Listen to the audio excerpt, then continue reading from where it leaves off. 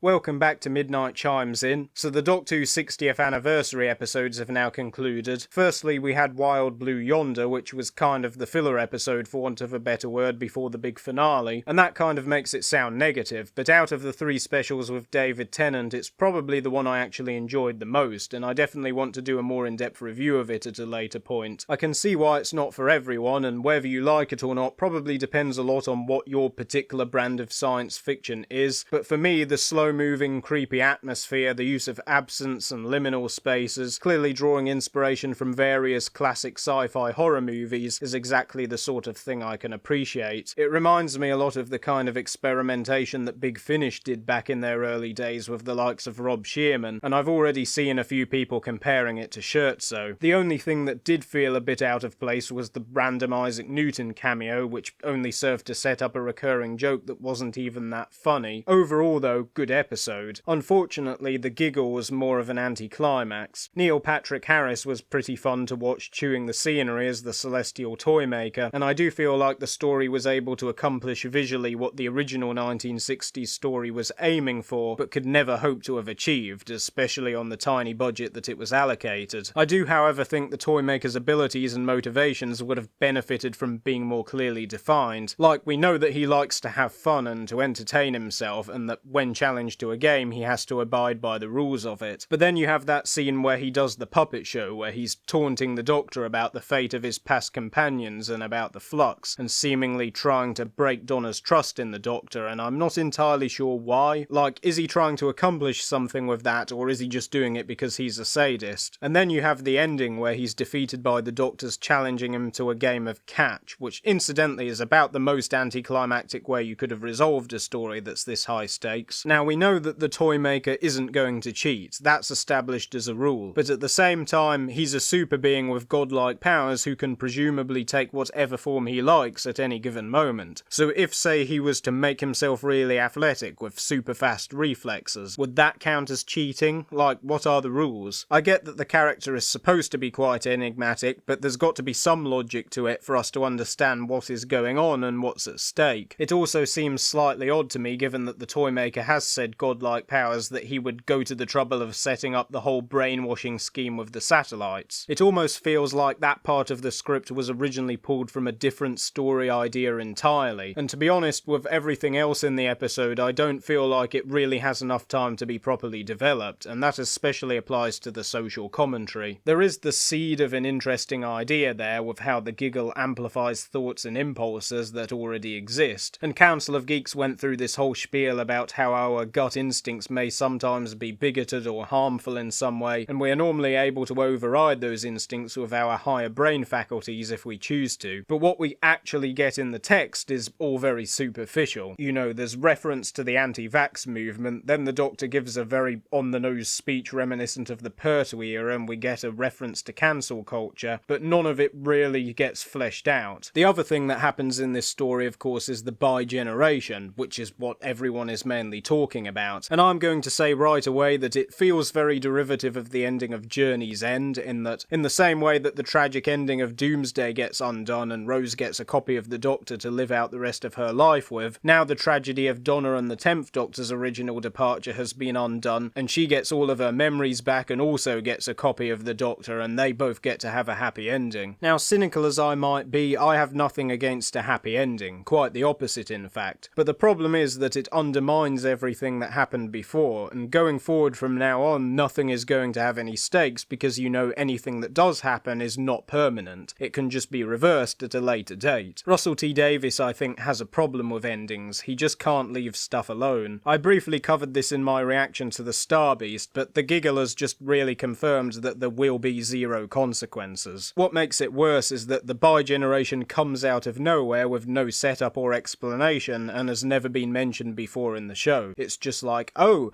bi-generation, I thought that was just a myth, but apparently, perhaps because of the Toymaker's presence, it can just happen now. My other concern about the bi-generation is that there will of course be calls to bring Tennant back again, or give him his own spin-off series, especially now that he has his own TARDIS as well, and that's not what the show needs to do. I did enjoy the visual at the end where Ncuti Gatwa kicks David Tennant and Catherine Tate out of the TARDIS, and I'm hoping that there's some meta-symbolism with that moment, and we we're going to leave that era behind now and focus on the future. Because I do have optimism for Ncuti Gatwa. I don't think he really had the space to make much impact in The Giggle because the main focus was still on Tennant. It was his story. But now that he's gone, and hopefully permanently gone, we'll be able to fully appreciate who Gatwa is as the Doctor, and he'll get his time to shine. So that's a roundup of my thoughts on the 60th anniversary specials. Stick around if you want to hear my more in-depth analysis when I come to review them properly. I've already started work on the review for the Star Beast script, which should hopefully be going up sometime in the new year, so hit subscribe if you would like to see that. I'm Midnight, and I travel in time and space. And trains.